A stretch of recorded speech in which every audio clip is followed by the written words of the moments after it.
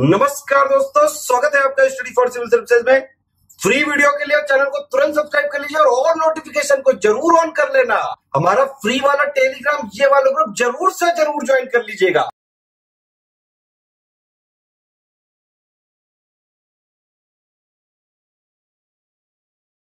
मैं हूं आपका educator Kamalaksh Jha and daily free prelims test series आप लोग देख रहे हैं। यहां पर टॉपिक वाइज टेस्ट आपको डेली बेसिस पर प्रोवाइड किए जाते हैं। आज का जो टॉपिक है, आज का सब्जेक्ट इकोनॉमिक्स और टॉपिक बजट है। आज का बजट एंड ये टॉपिक्स आपको कहां पर मिलते हैं, तो ये आपको हमारा जो टेलीग्राम का चैनल है ओनली करंट अफेयर, उस पर एक दिन पहले ही आपको टॉपिक्स बता दिए जाते हैं। पूरे दिन आप टॉपिक्स को प्रिपेयर करके आते हैं और नेक्स्ट डे आपका टेस्ट लिया जाता है। और ये टेस्ट जो है वो ओनली करंट अफेयर हमारा यूट्यूब चैनल है, वहां पर कंडक्ट करवाया जाता है। वीडियो को पॉज करके इसको एक बार पढ़ लीजिए आप, इससे आपको पता लग जाएगा इस टेस्ट को आपको कैसे अटेम्प्ट करना है। अब चलिए समय ना वेस्ट करते हुए टेस्ट को शुरू कर लेते हैं। All the very best. Budget से रिलेटेड आज टॉपिक है, तो यूनियन बजट के बारे में क्वेश्चंस पूछे गए हैं। लेटेस्ट करंट अफेयर से लिंक करते हुए क्वेश्चंस पूछे गए हैं। अक्सर यूनियन बजट से रिलेटेड बहुत सारे क्वेश्चंस सिविल सर्विसेज में देखने को मिलते हैं। जल्दी से बताइए, बहुत इंपॉर्टेंट टॉपिक था ये, होपफुली आपने पढ़ के आए होंगे। अगर नहीं पढ़ के आए हैं, पढ़िएगा, उसके बाद टेस्ट अटेम्प्ट दीजिएगा। बिना पढ़े टेस्ट देने का कोई सवाल ही नहीं उठता, क्योंकि काफी कम टॉपिक्स में आपको देता हूं। यूनियन बजट, बताइए इनमें से रेवेन्यू एक्सपेंडिचर के अंदर क्या क्या चीजें आती हैं यूनियन बजट के अंदर।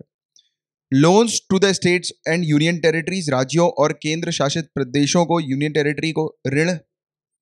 Pension, wages to government employees, सरकारी कर्मचारी को जो मजदूरी दी जाती है, वेजेस दिए जाते हैं, जो सैलरी वगैरह दी जाती है। लोन्स टू फॉरेन गवर्नमेंट, विदेशी सरकारों को ऋण। सब्सिडी, इंटरेस्ट पेमेंट, ब्याज भुगतान।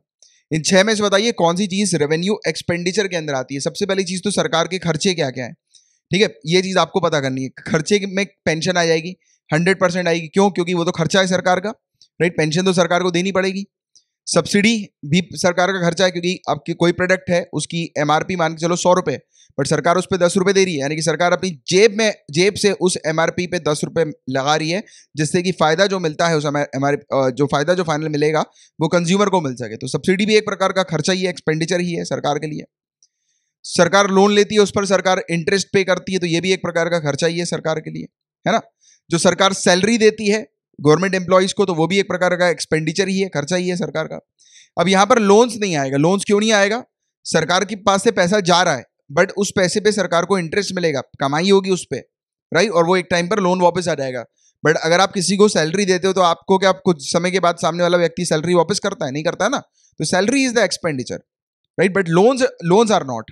तो इसलिए लोन्स तो बिल्कुल नहीं होने वाले, चाहे वो कोई से भी लोन हो। तो आप इसी से जो है वो 1 और 4 को काट सकते हैं, और आपका आंसर क्या है? 2 3 5 6। 2 3 5 6 आपका आंसर बन जाएगा। लॉजिक लगा के इसमें सिंपल आपको आंसर मिल जाएगा। नेक्स्ट क्वेश्चन आपके सामने आ गया है, बताइए जल्दी फटाफट। यूनियन बजट के रेफरेंस से इनमें से कौन सा स्टेटमेंट गलत है, इनकरेक्ट है? पहला यूनियन बजट इंडिया का ये 26 नवंबर 1950 में R.K. षणमुखम शेट्टी के द्वारा प्रस्तुत किया गया था, प्रेजेंट किया गया था। पहला इकोनॉमिक सर्वे सबमिट और प्रेजेंट किया गया था लोकसभा के अंदर 51-52 में। पहला बजट जो था इकोनॉमी का, वो रिव्यू किया गया था, उस समय कोई भी नया टैक्स लागू नहीं किया गया था, लगाया नहीं गया था, पॉसिबल ही नहीं है। तीसरा तो बिल्कुल ही आप जो है वो लॉजिक लगाकर ही कैंसिल कर सकते हैं। अब सरकार अगर टैक्स इंपोज नहीं करेगी तो कमाएगी क्या? रेवेन्यू का से उसके पास जनरेट होगा। तो तीसरा तो आप गलत कर ही सकते हो। तीसरा गलत कर दिया आपने, तो आपके पास जो करेक्ट आंसर जो होगा वो मिल जाएगा। अच्छा, इसमें से आपको इनकरेक्ट बताना था, सॉरी मुझसे गलती हो गई, इसमें से आपको इनकरेक्ट बताना है। तो तीसरा तो होगा ही, तो आप ये वाला जो है वो एलिमिनेट कर ही सकते हो। इन दोनों की अगर बात करें तो ये दोनों बिल्कुल करेक्ट हैं। तो जो करेक्ट आंसर आपका होगा वो 3 होगा, क्योंकि तीसरा वाला जो स्टेटमेंट है इनकरेक्ट है, और आपसे इनकरेक्ट स्टेटमेंट भी जो है वो पूछा गया था। नेक्स्ट क्वेश्चन, इसमें से आपको करेक्ट ऑप्शन बताना है। अब देखो इसमें ये क्वेश्चन क्या पूछ रहा है वो मैं आपको पहले बता देता हूं। ये 6 जो चीज आपको नजर आ रही है, ये 6 स्टेजेस हैं जिसके तहत होकर बजट पेश होता है, या फिर बजट हम लोग को देखने को मिलता है। तो बजट जो पार्लियामेंट में आता है, तो उसकी क्या पूरी स्टेजेस होती हैं? तो टोटल 6 स्टेजेस होती हैं, वो 6 की 6 ये लिखी हुई हैं, और इसको आपको प्रॉपर ऑर्डर में अरेंज करना है कि बजट प्रेजेंट हुआ, फिर उसके ऊपर क्या हुआ, फिर क्या चीज हुई, फिर किस प्रकार से बजट जो है वो लागू हो गया। तो ये पूरी चीज यहां पर लिखी हुई है, आपको सही क्रम में उसको जमाना है। General discussion, passing of finance bill, budget का प्रेजेंट होना यानी कि बजट प्रेजेंट करना, डिपार्टमेंटल कमिटीज के द्वारा उसकी स्क्रूटनी यानी कि उसकी जांच वगैरह जो होती है, इसके अलावा डिमांड्स फॉर वोटिंग होती है ग्रांट्स के ऊपर, डिमांड्स फॉर ग्रांट्स के ऊपर वोटिंग। फिर एप्रोप्रिएशन बिल पास होता है। तो इन 6 ऐसे लगे हुए हैं, यानी कि ये प्रॉपर ऑर्डर में नहीं है, आपको प्रॉपर ऑर्डर में जमाना है। क्या होगा इसका correct answer? The correct answer is 3, 1, 4, 5, 6। सबसे पहले 3 होगा। बजट सबसे पहले प्रस्तुत होता है, फिर उसके बाद डिस्कशन होता है बजट का। तो ये लॉजिक लगाते चलो आपको क्लियर होगा। पहले बजट प्रस्तुत होगा, प्रस्तुत होने के बाद लोकसभा में, हाउस के अंदर उसके ऊपर डिस्कशन होगा ना, डिस्कस करेंगे कि बजट के बारे में वहां पर हमारे रिप्रेजेंटेटिव्स। उसके बाद क्या होगा? उसके बाद उसके बाद जांच होगी। अब डिस्कशन होगा, डिस्कशन के बाद जो मुद्दे उठे, मुद्दे के बाद कमेटी उसके ऊपर जांच करेगी कि ये सही है कि नहीं है, गलत है, जिस जगह पैसा खर्च कर रहे हैं वो सही है कि नहीं है, राइट। उसके ऊपर एक्सपर्ट्स जो है वो जांच करेंगे, डिपार्टमेंटल कमेटी उसके ऊपर बैठेगी। उसके बाद क्या होगा? डिमांड्स फॉर ग्रांट्स हम लोग को देखने को मिलेंगे, उस पर वोटिंग होगी, राइट, कि इस पर ज्यादा पैसा लगाओ या इस पर कम पैसा लगाओ, उसको लेकर, ठीक है। इसके बाद हम लोग को क्या देखने को मिलेगा कि एप्रोप्रिएशन बिल जो है वो पास होगा। उसके बाद फाइनली फाइनेंस बिल पास हो जाएगा, यानी कि बजट पास हो जाएगा। सब पूरी कंडीशन होने के बाद ही जो बजट पास होगा ना, तो बजट जो होता है वो फाइनेंस बिल बोलते हैं उसको। तो 2 तो आपका आखिरी में होगा ही होगा। तो इसलिए इसी को देखते सही आपका, अगर आपको कुछ नहीं भी पता है तो सिर्फ सिंपल लॉजिक लगाओगे तो ही उससे आपका आंसर मिल जाएगा, राइट। देखो, प्रेजेंट और पास, सबसे पहले तो 3 आना ये पक्का ही पक्का है, और सबसे आखिरी में 2 आना पक्का ही है। एक ही स्टेटमेंट में सबसे पहले 3 है और सबसे आखिरी में 2 है। तो बीच की अगर स्टेजेस किसी को पता भी नहीं है या कोई डाउट हो रहा है तो भी अगर पहला और आखिरी निकाल लो तो आंसर आपके सामने पड़ा हुआ है। नेक्स्ट क्वेश्चन, FRBM एक्ट 2003 की बात हो रही, कई बार आपको करंट अफेयर्स में पढ़ा चुका हूं। FRBM का फुल फॉर्म क्या है जरा बताइए नीचे कमेंट बॉक्स में लिख के, देखते हैं किसको इसका फुल फॉर्म ही पता है, राइट। जो है गाइस, इसमें जो टारगेट रखा गया था, इसमें ये रखा गया था, ये 2003 के इस कानून में FRBM के, कि जो टारगेट है वो 0.3% GDP का होना चाहिए हर साल सेंट्रल गवर्नमेंट के अंदर, उसको रिड्यूस करना है। यानी कि FRBM के तहत मैं आपको बता देता हूँ, फिस्कल जो होता है, फिस्कल आपको पता होगा जो खर्चा होता है, जो सरकार खर्चा करती है, जिसमें फिस्कल डेफिसिट जिसको हम लोग बोलते हैं ना, जब सरकार अपनी रेवेन्यू से ज्यादा खर्चा कर जाती है, जो सरकार के जो खर्चे होते हैं, तो ये जो फिस्कल जो है, फिस्कल डेफिसिट, उसको रिड्यूस करना है। 2003 में ये टारगेट आया था कि हर साल 0.3% जो है GDP का, उसके हिसाब से रिड्यूस करना है सेंट्रल गवर्नमेंट को। क्या है ये करेक्ट है? इसके अलावा रेवेन्यू डेफिसिट जो है, इसको 0.5% ऑफ GDP पर ईयर के हिसाब से रिड्यूस करना है। इसको फिर FRBM को 2012 में अमेंड किया गया था। इसमें मैंडेटरी किया गया था कि सेंट्रल गवर्नमेंट जो है उसको parliament medium term fiscal policy statement जो है और फिस्कल पॉलिसी स्ट्रेटेजी स्टेटमेंट ये प्रस्तुत करनी पड़ेगी पार्लियामेंट के अंदर, राइट। मतलब कि पार्लियामेंट में ये जो 2 फिस्कल पॉलिसी है उसको सेंट्रल गवर्नमेंट को प्रस्तुत करनी पड़ेगी, बताना पड़ेगा कि उनका क्या रिकॉर्ड रहा है पूरा। इसके अलावा SK कमेटी जो है वो सेटअप की गई थी 2016 में, इस कानून को रिव्यू करने के लिए, FRBM एक्ट को रिव्यू करने के लिए। इसने रिकमेंड किया कि सरकार को एक टारगेट सेट करना चाहिए जिसके तहत 31 मार्च 2020 तक GDP का 2% डेफिसिट जो है वो रिड्यूस होना चाहिए, यानी कि या फिर 2% GDP का जो है वो फिस्कल डेफिसिट जो है वो टारगेट करना चाहिए, इतना जो है वो फिस्कल डेफिसिट हो, राइट। उससे ज्यादा आगे ना बढ़े ना उससे कम ज्यादा हो, फिर धीरे धीरे करके इसको हम लोग को कम करना है, घटाते जाना है। तो क्या ऐसा SK सिंह कमेटी के द्वारा कहा गया था क्या? तो देखो, इसमें आपसे गलत स्टेटमेंट पूछा गया था। गलत स्टेटमेंट जो होगा वो यही वाला होगा, SK कमेटी इसको लेकर बनी थी। क्वेश्चन ये भी अगर आ जाए कि SK कमेटी किससे रिलेटेड हो तो FRBM एक्ट आपको पता होना चाहिए। इस कमेटी ने 2% नहीं 3% की बात करी थी कि 3% पे हम लोग को नीचे लेकर आना है, ठीक है। उसके बाद इन्होंने बात करी थी कि आगे चल के यानी कि 2020 और 21 पर इसको 2.8% करना है, फिर 2023 तक इसको 2.5% पर लेकर आना है, यानी कि फिस्कल डेफिसिट को रिड्यूस करना है, ठीक है। इसको लेकर ये SK कमेटी देखने को मिली थी। नेक्स्ट आपके सामने क्वेश्चन जो है, इसमें आपको बताना है करेक्ट स्टेटमेंट कौन सा है, बताइए।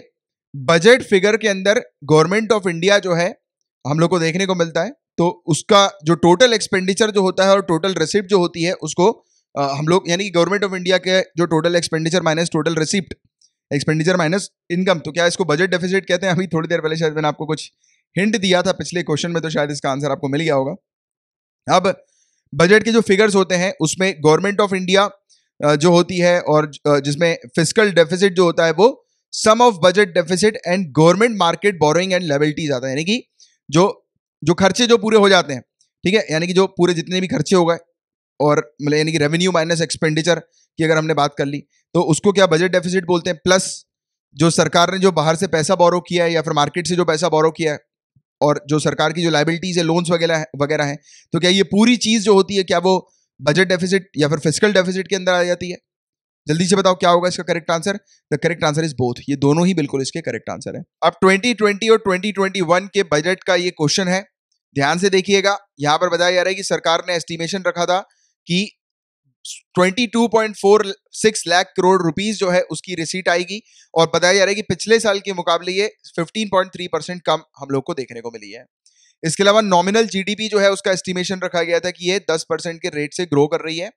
इसके अलावा इस साल जीडीपी का 3% जो है वो फिस्कल डेफिसिट सेट किया गया है, जो कि पिछले साल से 1% कम है। पिछले साल जो था वो 4% था। क्या होगा इसका correct answer? The correct answer will be only two will be the correct answer. Nirmala Sitharaman ji ने ये वाला बाकायदा स्टेटमेंट बोला था कि जो नॉमिनल जीडीपी है वो 10% की रेट से जो है वो ग्रो कर रही है। The correct answer will be only two. Next question, 5 archaeological site है जो कि डेवलप किया जाएगा एक स्पेशल म्यूजियम पैराडिग्मा साइट के तौर पर, और ये बजट 2020-2021 में प्रस्तुत है। इनमें से आपको बताना है कि कौन सी साइट नहीं है जो कि प्रस्तुत की गई थी। बजट के अंदर 5 आर्कियोलॉजिकल साइट के बारे में बात करी थी कि वहां पर ऑन साइट म्यूजियम तैयार किया जाएगा। इनमें से आप बताइए कि कौन सी नहीं है। असम के अंदर शिव सागर, तमिलनाडु में आदि चुनलुर लुर, राइट, आदि चनलूर, तो थोड़े से अजीब प्रोनाउंसिएशन होते हैं, वो तमिलनाडु वाले हैं ये। गुजरात में धौलावीरा या ढोलावीरा जिसको आप कह सकते हैं। उत्तर प्रदेश में वाराणसी। इन चारों में से बताइए कौन सा इस साल के बजट में नहीं था आर्कियोलॉजिकल साइट। अब देखिए हिस्ट्री में भी ऐसे आर्ट एंड कल्चर वगैरह में ऐसे क्वेश्चन आ सकते हैं, हेरिटेज वाला, वो जो एंशिएंट हिस्ट्री वाला जो है ना, तो उसमें ऐसी चीज पूछी जा सकती है सब, ये वाले क्वेश्चंस भी इस प्रकार के, तो उसकी भी आपकी तैयारी हो जाएगी। The correct answer will B D. सिर्फ ये वाला नहीं था, उत्तर प्रदेश वाला, और बाकी सब थे। सब कौन से थे? तो ये 3 तो ये देख ही लिया आपने। इसके अलावा हरियाणा के अंदर राखीगिरी, इसको भी प्रस्तुत किया था। उत्तर प्रदेश में हस्तिनापुर को प्रस्तुत किया था।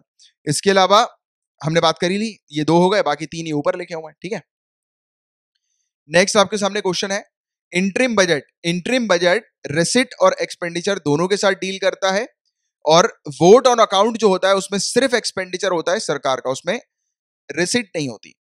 नेक्स्ट, इंटरिम बजट जो होता है वो लोकसभा में जो पास डिस्कशन के बाद होता है, और वोट ऑन अकाउंट जो होता है वो एक फॉर्मल मैटर की तरह ही ट्रीट किया जाता है, बट लोकसभा के अंदर बिना डिस्कशन के ये पास होता है। हम लोगों ने फरवरी के समय पे इन सब टॉपिक्स को भी डिटेल में डिस्कस किया होता, आपको याद आ रहा होगा। तो अगर आप मुझे रेगुलरली मेरे करंट अफेयर्स को फॉलो कर रहे हैं, प्रॉपर रिवीजन कर रहे हैं, तो आपको याद आ गया होगा। तो पूरे टॉपिक्स में आपको पढ़ा चुका हूँ, एक एक टॉपिक। ये दोनों ही बिल्कुल करेक्ट इसमें हम लोग को देखने को मिला। बाकायदा हमने डिफरेंसेस भी देखे थे कि vote on account, interim budget, जो रेगुलर बजट होते हैं, तो उसमें क्या क्या डिफरेंसेस होते हैं, है ना। नेक्स्ट की बात करें, इनमें से 2020 और 21 में बजट के अंदर आप बताइए कि इनमें से कौन से जो है ऑर्गेनाइजेशन को इंप्लीमेंट करने की बात की गई थी, और यानी कि इसमें से कौन से इनिशिएटिव है और कौन से इंप्लीमेंटिंग ऑर्गेनाइजेशन है, और इसको ये ऐसे लिखा हुआ है, इसमें से आपको बताना है कौन सा जो है वो करेक्ट पेयर है। किसान रेल इंडियन रेलवेज के द्वारा क्या इंप्लीमेंट किया जा रहा है? कृषि उड़ान क्या मिनिस्ट्री ऑफ एग्रीकल्चर के द्वारा इंप्लीमेंट किया जा रहा है? इंडियन इंस्टीट्यूट क्या ministry of culture, Indian institute of heritage and conservation क्या मिनिस्ट्री ऑफ कल्चर के द्वारा इंप्लीमेंट किया जा रहा है? जल्दी से बताओ क्या होगा इसका करेक्ट आंसर इन तीनों में से। देखो, कृषि उड़ान, उड़ान तो यहां पर हो ही नहीं सकता क्योंकि उड़ान तो एविएशन मिनिस्ट्री से रिलेटेड है।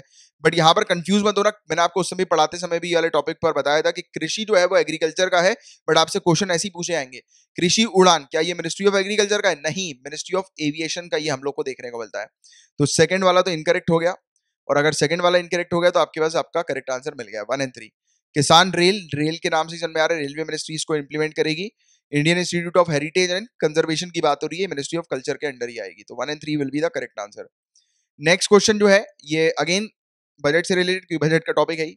तो डिस्प्यूट टू कॉन्फिडेंस स्कीम, ये बेसिकली जितने भी टैक्स पेयर हैं जिन्होंने अभी तक अपना टैक्स नहीं पे किया है, तो उनको कहा गया था इस स्कीम के तहत कि भाई टैक्स पे कर दो, उस पर आपको कोई पेनल्टी या फिर कोई इंटरेस्ट नहीं लगेगा, सिर्फ आप अपना टैक्स, जितना टैक्स है आपका वो अमाउंट पे कर दो।